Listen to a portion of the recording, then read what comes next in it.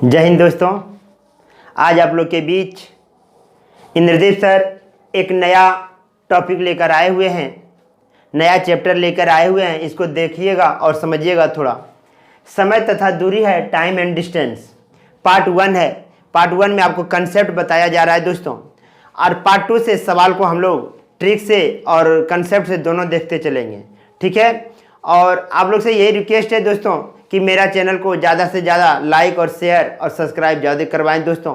गरीब लोगों के पास पहुंचाने का प्रयास जरूर करें दोस्तों, ठीक है। आज मैं इसका पूरा कंसेप्ट समय तथा दूरी को बताने जा रहे हैं, इसको थोड़ा ध्यान से देखिएगा। पहला नोट लिखे हुए हैं, समय तथा दूरी के प्रश्न बनाते समय यूनिट पर विशेष ध्यान देना है। पहला पॉइंट है। पहला पॉइंट क्या है? समय तथा दूरी के प्रश्न बनाते समय यूनिट पर विशेष ध्यान देना है। कहने का मतलब यह है कि चाल रहता है मीटर किलोमीटर प्रति घंटा में, मीटर प्रति सेकंड में, समय सेकंड में रहता है, घंटा में रहता है, मिनट में रहता है। तो ये सब यूनिट पर विशेष ध्यान दें। विशेष ध्यान देने का यह है कि यह चाल यदि किलोमीटर प्रति घंटा में हो, ठीक है, तो उसका जो समय रहेगा वो भी घंटा में कर देना है। यदि मिनट में होगा तो घंटा में बदल सकते हैं, सेकंड में हो तो घंटा में बदल सकते हैं, ठीक है। कहने का सारांश मेरा यह है कि सभी का यूनिट समान होना चाहिए, ठीक है। यदि चाल में किलोमीटर प्रति घंटा लिखा हुआ है तो समय भी जो रहेगा उसको हम लोग घंटा में लेना है। चाल मीटर प्रति सेकंड में है तो आपको हमको समय जो लेना है वो सेकंड में लेना है, ठीक है। चाल किलोमीटर प्रति मिनट में है तो हमको समय मिनट में लेना होगा।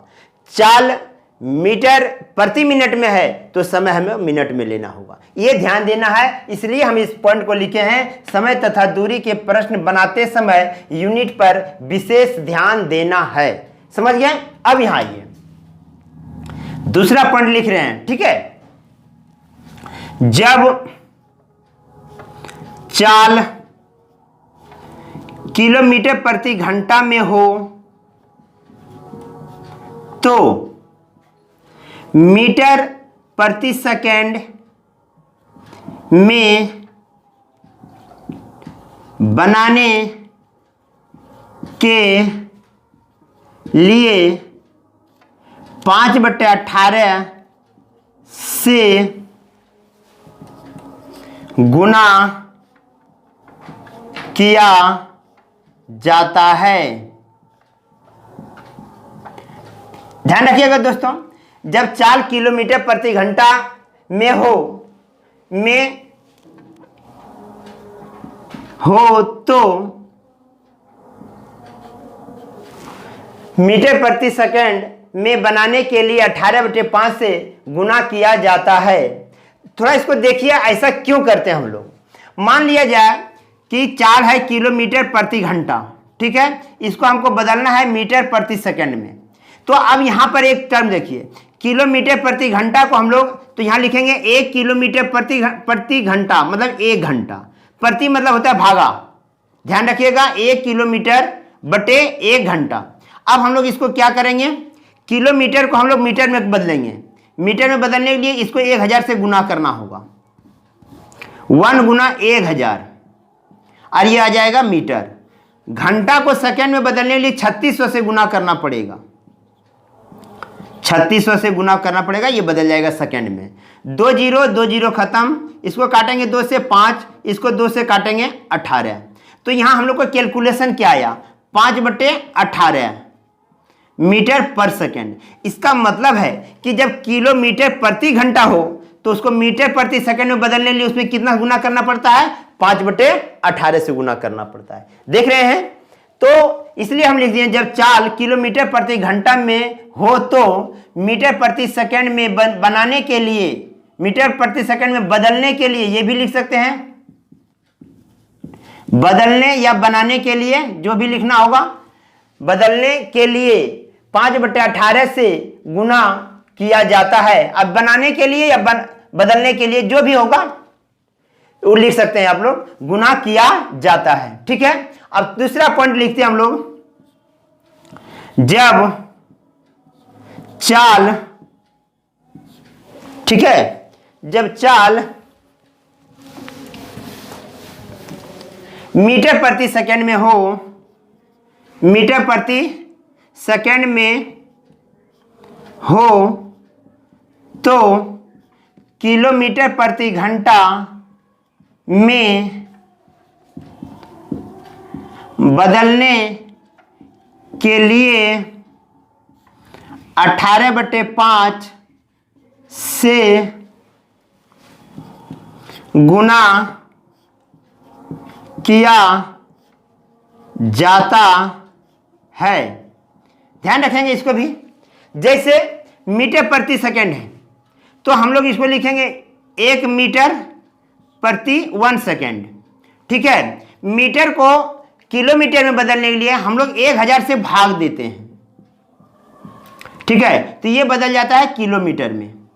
और सेकंड को हम लोग घंटा में बदलने के लिए 3600 से भाग देना पड़ता है, ये बदल जाता है घंटा में। ठीक है, अब ये देखिए, ये ऊपर जब गुना होगा ये इसके साथ गुना होगा, तो अब यहां चला जाएगा 3600/1000 किलोमीटर पर सेकंड। 2 0 कट जाएगा, तो ये 18 और ये 5, तो हम लोग क्या लिखते हैं 18/5 किलोमीटर पर सेकंड। तो हम लोग देखिए यहां जब मीटर प्रति सेकंड हो तो किलोमीटर प्रति सेकंड लिखने, किलोमीटर प्रति घंटा, सॉरी,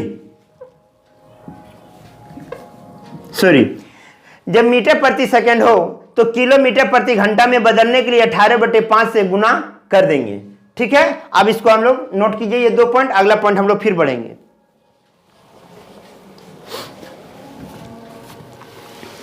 चलिए अब ध्यान दीजिएगा। मान लीजिए आपके पास, मान लीजिए कोई एग्जांपल आप लेते हैं, फॉर एग्जांपल मान लीजिए 54 किलोमीटर प्रति घंटा है, 54 किलोमीटर प्रति घंटा है, तो इसको हम लोग मीटर प्रति सेकंड में, तो बोलेगा मीटर प्रति सेकंड में बदलें, क्या होगा मीटर प्रति सेकंड में क्या होगा। तो हम लोग देखिए यहां लिखे हुए हैं किलोमीटर प्रति घंटा को मीटर प्रति सेकंड में बदलने के लिए या बनाने के लिए हम लोग 5/18 से गुना करते हैं। इसमें 5/18 से गुना करेंगे और इसको लिखेंगे मीटर प्रति सेकंड। 18 तिया 54, तो 5 तिया 15, हम लोग लिख सकते हैं 15 मीटर पर सेकंड। तो 54 किलोमीटर प्रति घंटा बराबर होता है 15 मीटर पर सेकंड। 54 किलोमीटर प्रति घंटा को हम लोग क्या लिख सकते हैं 15 मीटर पर सेकंड। ठीक है, अब देखिए दूसरा एग्जांपल देखिए।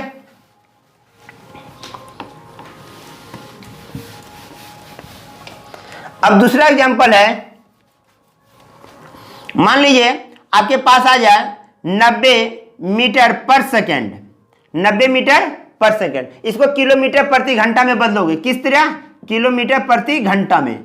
तो देखिए यहां एक लाइन लिखी है, जब 4 मीटर प्रति सेकंड में हो तो किलोमीटर प्रति घंटा में बदलने के लिए 18/5 से गुना किया जाता है। तो इसको हम लोग लिख देंगे 90 गुना 18/5, तो लिख देंगे किलोमीटर पर घंटा। 18 × 90, अब 18 का स्क्वायर 324, तो आ जाएगा किलोमीटर पर घंटा। तो ये नोट कीजिएगा दोस्तों, इसको आप लोग नोट कीजिए, फिर हम अगला पॉइंट लिखने हैं। ठीक है, चलिए इसको नोट कीजिए।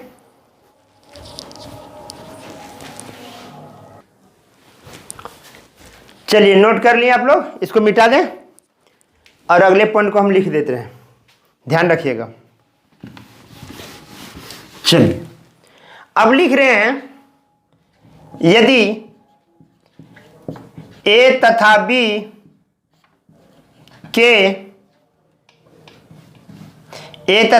के चालों का अनुपात x/y हो तो एक ही दूरी तय करने में इनके द्वारा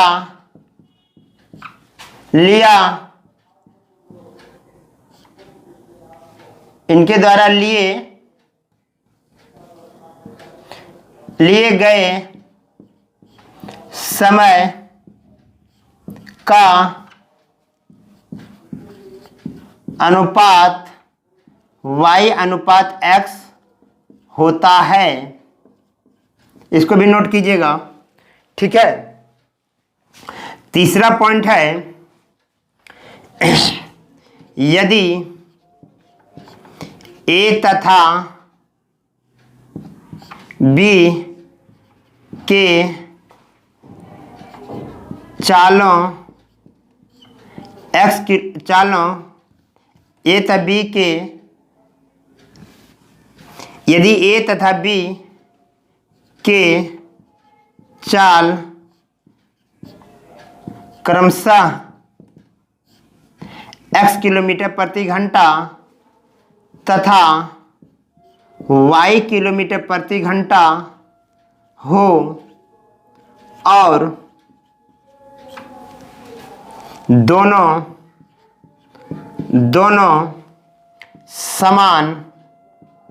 समान दूरी तय करता हो तो औसत चाल बराबर 2xy बटे x प्लस y होता है। ध्यान रखिएगा दोस्तों, यहाँ 5 पॉइंट लिखे हैं, 1 2 3 4 5। a तथा b के चाल क्रमशः x किलोमीटर प्रति घंटा तथा y किलोमीटर प्रति घंटा हो और दोनों समान दूरी तय करता हो तो औसत चाल 2xy बटे x प्लस y होता है। इसको अभी हम लोग डिटेल देखेंगे। तो ये सब सारे पॉइंट आप लोग ध्यान में रखिए, शॉर्ट बताने के लिए ये सब सारे पॉइंट हम लोग को काम देंगे दोस्तों। डायरेक्ट हम लोग लिखेंगे, ठीक है। तो आगे की ओर हम लोग बढ़ेंगे, नोट कर लीजिएगा इसको। अब देखिए, इसको हम पूरा इसको पूरा हम कंसेप्ट से समझा रहे हैं, ठीक है। इसको विस्तार से समझा रहे हैं। 2xy बटे x प्लस वाई कहां से आता है, थोड़ा आप लोग को डीपली भी ज्ञान देना चाहते हैं, इसलिए थोड़ा ध्यान रखिए। ट्रिक तो सवाल में चलेगा ही दोस्तों, ठीक है। अब ध्यान दीजिएगा इस पॉइंट को, नीचे वाले पॉइंट पर विशेष ध्यान रखना है आप लोग को।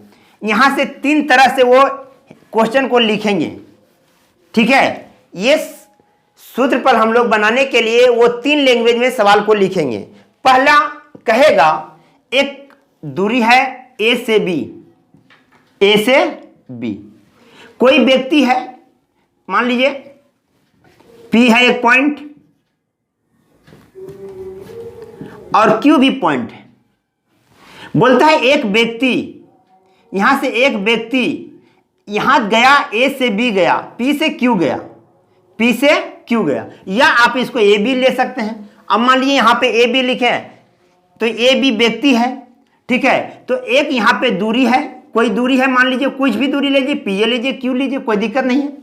अब ये p से q एक व्यक्ति गया x किलोमीटर प्रति घंटा, ठीक है, और q से p वापस आया y किलोमीटर प्रति घंटा, ठीक है। तो हम लोग क्या देख रहे हैं, जो व्यक्ति यहां से p से q गया, इस चाल से गया और आया इस चाल से, लेकिन दोनों कंडीशन में मेरा दूरी क्या है, समान है।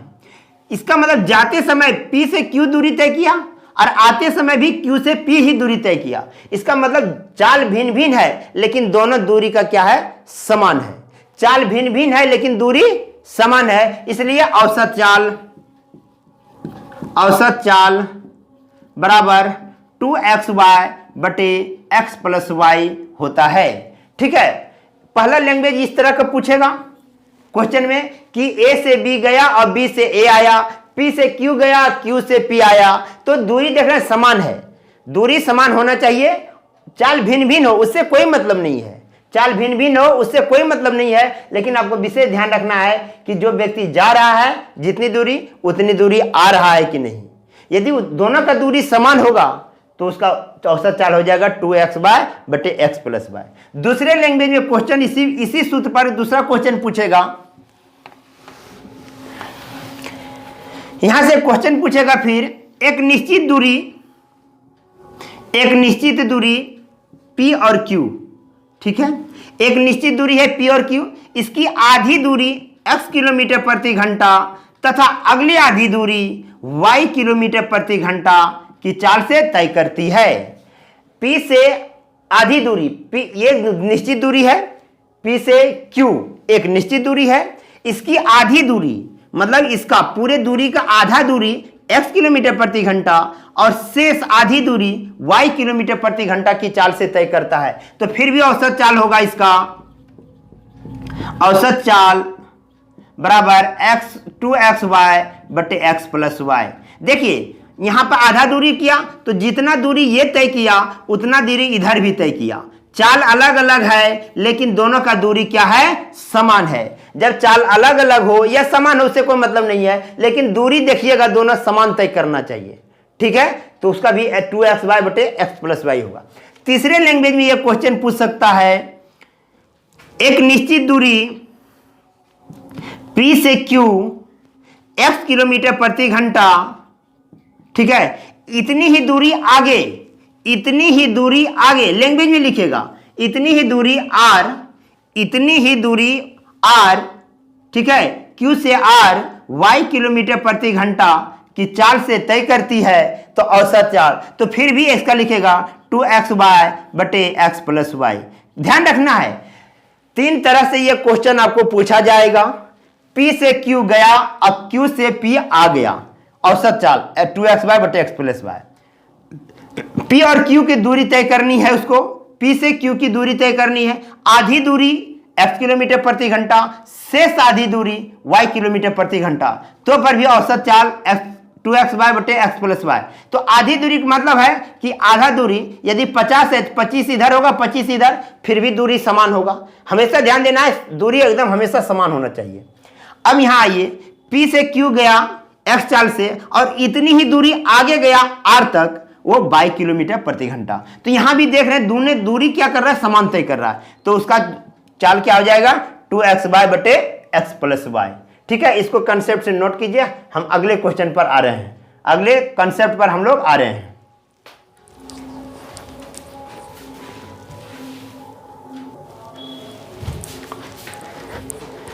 चलिए इसको मिटा दिए, ध्यान रखिएगा थोड़ा। अब हम आपको कंसेप्ट देना जा रहे हैं। हम लोग ये देखेंगे कि 2xy बटे x प्लस y आता कहां से है, इसके ऊपर ध्यान देंगे। ध्यान रखिएगा यहां है A और B, ठीक है, इस साइड में गया x किलोमीटर प्रति घंटा और इधर से आया y किलोमीटर प्रति घंटा, ठीक है। टोटल डिस्टेंस मान लिया A और B है। तो हम लोग सूत्र होता है चाल बराबर दूरी बटे समय। चाल बराबर क्या होता है, दूरी बटे समय। ध्यान रखिएगा दोस्तों। इससे पहले एक चीज और समझा दें आप लोग को, इससे पहले और समझा दें पहले कोई चीज। औसत चाल बराबर होता है, औसत चाल बराबर होता है कुल दूरी बाय कुल समय। औसत चाल बराबर होता है कुल दूरी बटे कुल समय। इसको ध्यान में रखिएगा थोड़ा, ठीक है। चाल बराबर होता है, चाल बराबर दूरी बटे समय, ठीक है। दूरी बराबर होता है, दूरी बराबर चाल गुने समय,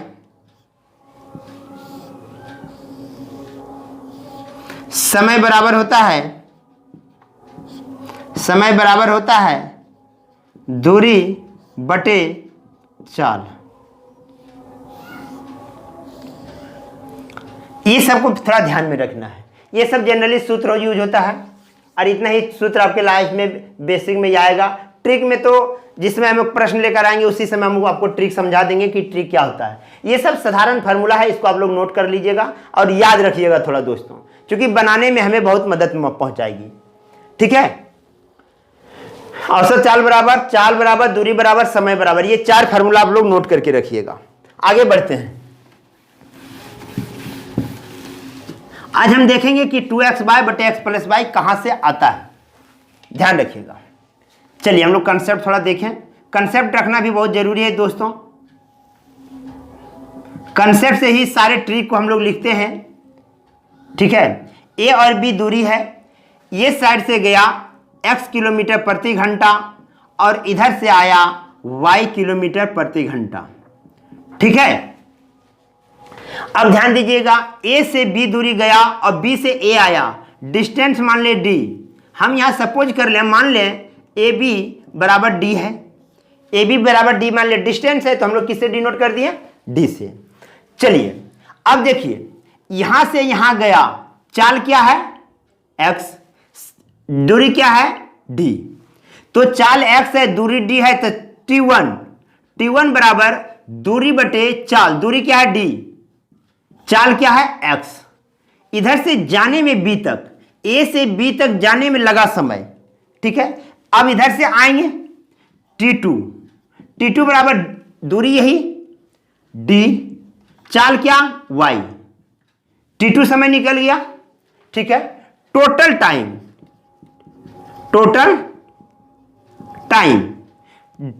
t1 प्लस t2 आ जाएगा आपको d बटे x प्लस d बटे y, ठीक है। dl कॉमन ले लेंगे, आ जाएगा 1 बटे x प्लस 1 बटे y, क्लियर। अब यहां से x y एलसीएम ले लेंगे तो हो जाएगा x y प्लस x, ये हो जाएगा, ठीक है। ये टोटल टाइम आया। और यहां अब लिखते हैं टोटल डिस्टेंस, टोटल डिस्टेंस कितना तय किया भैया, तो गया d और आया भी d, तो d गया और d आया, तो 2d क्या होगा 2d, ठीक है। अब एवरेज स्पीड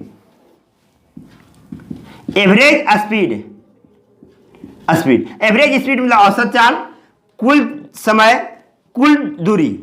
एवरेज स्पीड मतलब होता है कुल दूरी बटे कुल समय, कुल दूरी बटे कुल समय। कुल दूरी क्या 2d, कुल समय क्या है, ये है d into y plus x by x y. तो d और d यहां से कट जाएगा, ये पलट जाएगा दोस्तों, तो 2xy बटे x प्लस वाई, यही होता है दोस्तों, ठीक है। तो इस तरह हम लोग कंसेप्ट से समझते हैं ये। अब हम लोग एग्जाम में बचने के लिए, समय को बचाने के लिए हम लोग इसे डायरेक्ट याद करते हैं। हम लोग ये सब एग्जाम में नहीं करना है दोस्तों, हमें ये हम लोग को डायरेक्ट याद रखना है। और डायरेक्ट याद रखने से हमको एग्जाम में क्या होगा, बहुत सारे चीज का बहुत समय हमको बचेगा दोस्तों, ठीक है। इसलिए हम लोग इसको डायरेक्ट याद रखते हैं। कहां से आया है इसको हम लोग देखें अभी, ठीक है। तो ये ध्यान रखिएगा, कभी कभी आपको काम भी देगा। औसत चाल बराबर दूरी बटे समय, ये कहां से आया। तो ये फार्मूला को लगाने के लिए दो भिन्न भिन्न चाल होगा, उससे कोई मतलब नहीं है। चाल कुछ भी हो, दोनों का एक्स और वाई का कुछ भी मान हो, लेकिन देखना है जो चाल से तय कर रही है उतनी दूरी, जो जितनी दूरी तय किया एक्स और उतनी ही दूरी वाई तय करना चाहिए, चाहे वो लैंग्वेज किसी भी कंडीशन में क्यों नहीं लिखा हो। लैंग्वेज किसी भी कंडीशन में लिखा हुआ क्यों नहीं हो, उसको सिर्फ ध्यान देना है ये कि जिस चाल से वह जितनी दूरी तय किया, एक्स चाल से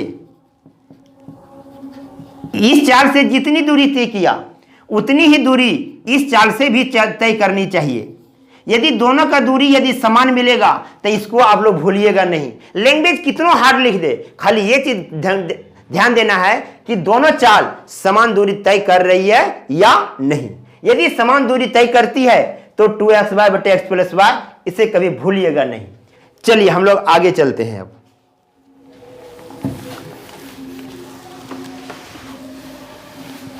चलिए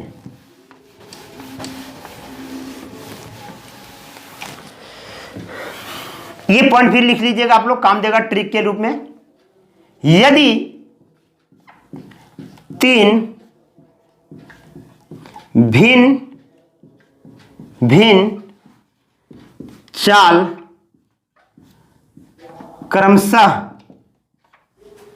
x किलोमीटर प्रति घंटा कॉमा y किलोमीटर प्रति घंटा तथा z किलोमीटर प्रति घंटा हो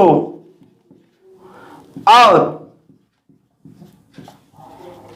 इन सभी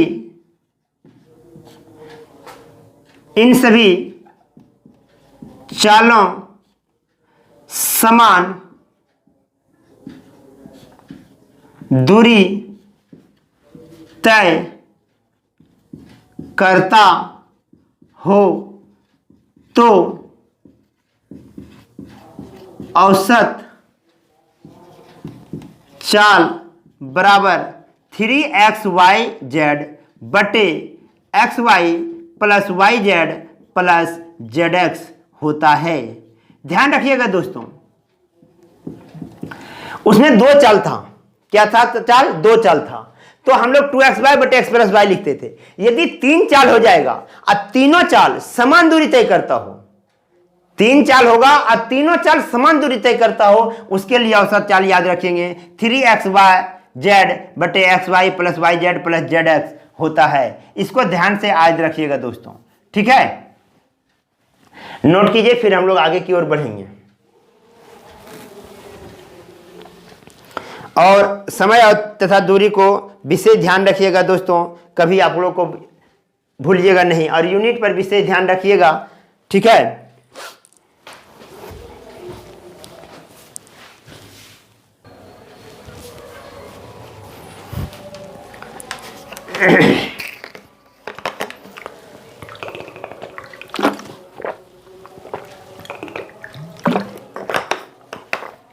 चलिए, इसको नोट कर लिए आप लोग, आगे बढ़ते हैं।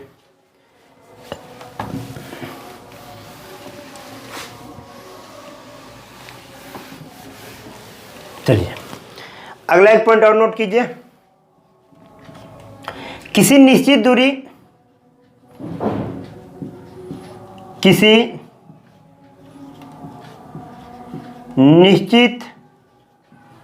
दूरी को तय करने में लिए गए समय चाल का